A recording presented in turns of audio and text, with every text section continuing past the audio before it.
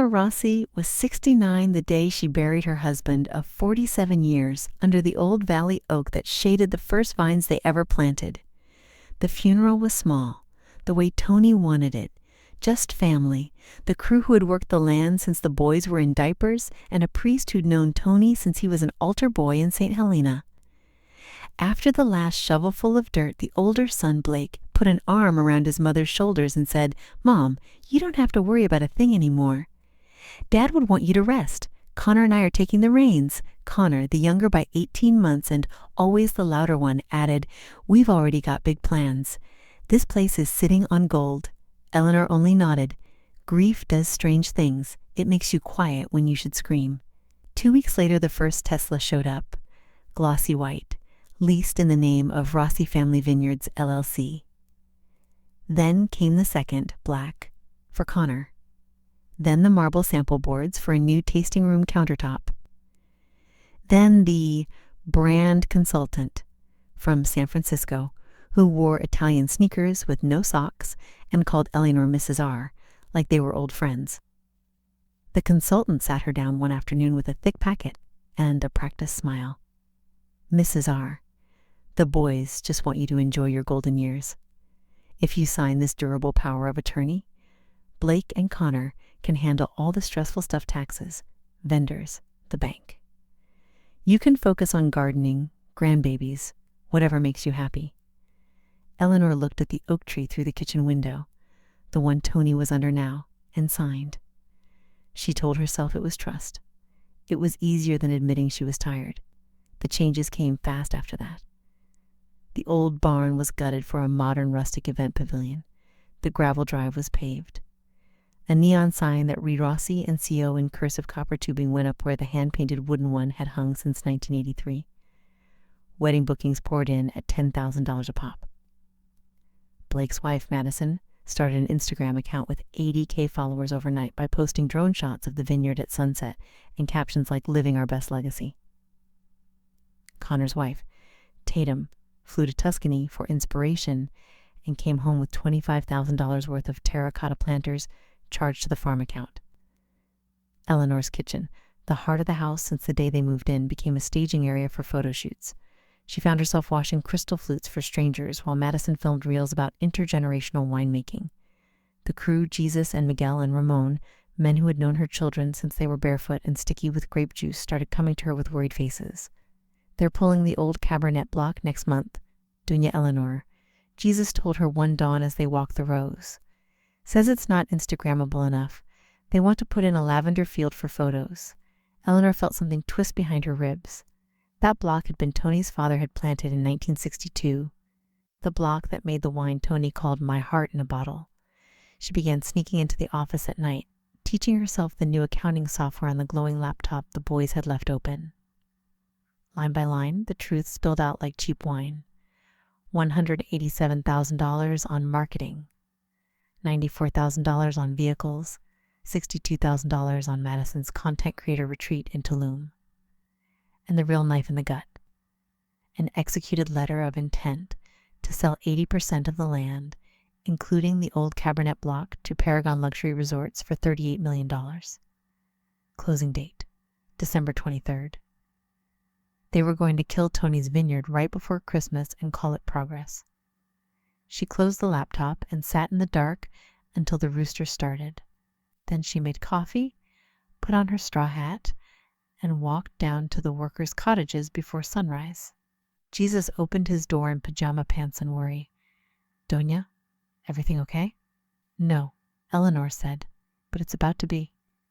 She gathered them all: Jesus, Miguel, Ramon, little Luis, who was barely 21, and Maria, who ran the tasting room on weekends in the equipment barn that still smelled of diesel and honest work.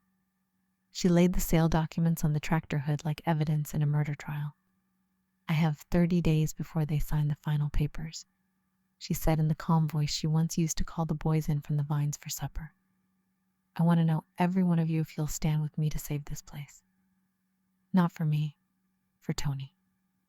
For your kids who might want to work this land one day." Jesus didn't even hesitate. "We're in, Doña. Whatever you need." Step 1 was revoking the power of attorney. Eleanor drove herself to the title office in Napa with the original document and a death certificate for Tony that still smelled like church incense. The clerk, a girl who'd been in 4-H with Connor, stamped revoked in red ink and handed it back with something like awe. Step 2 was the bank. Eleanor walked into the branch in her oldest boots, the ones still stained purple from last harvest, and asked to see the manager. She froze every account that had the word Rossi on it, changed passwords, and moved the operating funds into a new account accessible only by Eleanor Rossi in person.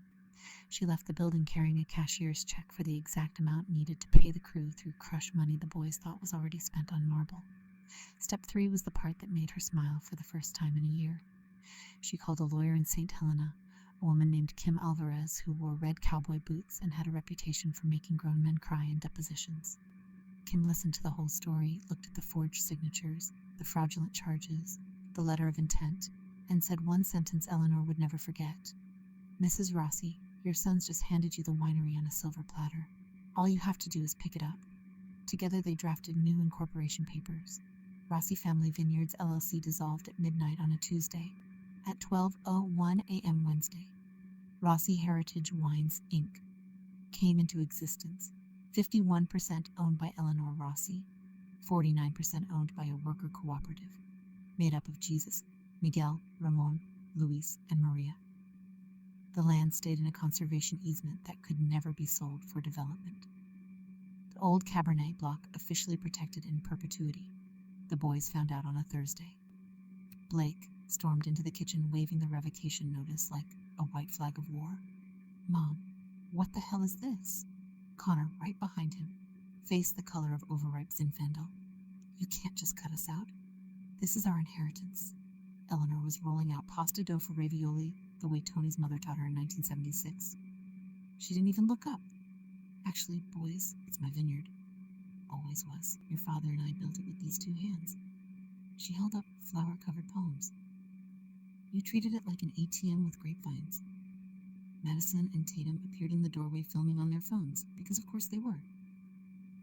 Eleanor smiled sweetly at the cameras. "Hi, girls.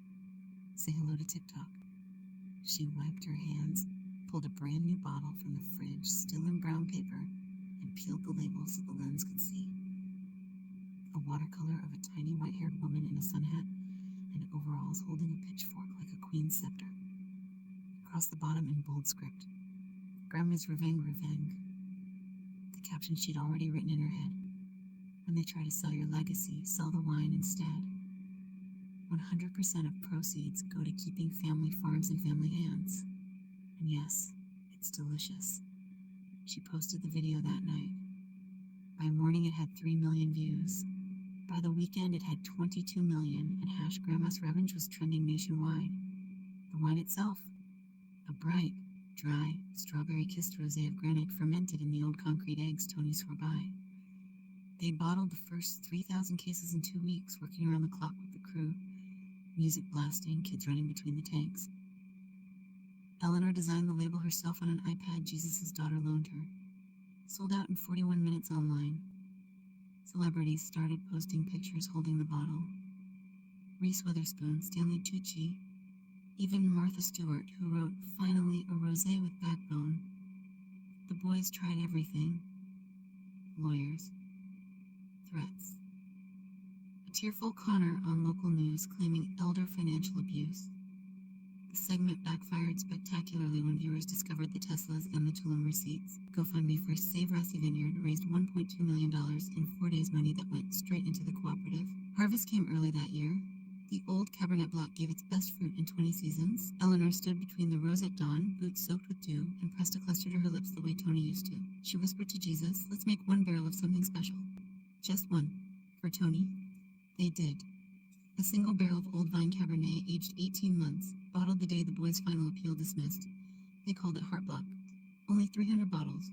Sold for $500 each at a charity auction. Raised enough to buy the crew health insurance for life. 1 year to the day after Tony's funeral, Eleanor hosted a party under the oak. Not a wedding. A celebration. Long tables under string lights, Maria's tamales, Jesus' tri-tip, Ramon's little girl playing violin between the vines. crew wore t-shirts that read 49% owner. Eleanor wore the same straw hat she'd had since 1985 and a new apron that said 51% boss. Blake and Connor were not invited. They were somewhere in Sacramento trying to explain to a bankruptcy attorney how two grown men with MBAs had managed to lose a multi-million-dollar inheritance to their mother and 5 farm workers. At sunset, Eleanor climbed onto a flatbed truck with a microphone and a glass of Grandma's Revenge Rosé. The crowd, 300 strong, locals, crew, new friends made on TikTok, went quiet. She looked out over the vines that were still here because she had finally said no. Over the people who had stayed because she had finally said yes to them. Over the valley that had raised her and Tony and would now raise another generation. I learned something this year, she said, voice steady. Love doesn't mean letting people walk on you. Love means teaching them how to stand on their own 2 feet, even if you have to kick them in the backside to do it. The crowd roared. Someone started chanting, Grandma, Grandma. She laughed until she cried. Later, when the music was loud and the kids were dancing barefoot in the grass, Jesus found her sitting alone under Tony's tree with 2 glasses. He handed her one. To Tony, he said. To Tony, she answered, clinking her glass against his. And to never signing another damn thing without reading it first. Far off, headlights swept the driveway, a late delivery truck. Eleanor squinted, then smiled. Another 10,000 cases of Grandma's Revenge Rosé headed to every state in the Union. She raised her glass to the stars. Here's to comebacks, Tony. And to women who stop saying sorry when they've done absolutely nothing wrong. Somewhere in the dark, a little white-haired lady on 1,000 wine labels smiled back, pitchfork gleaming, and the Vineyard Tony's heart in a bottle kept beating strong. The end.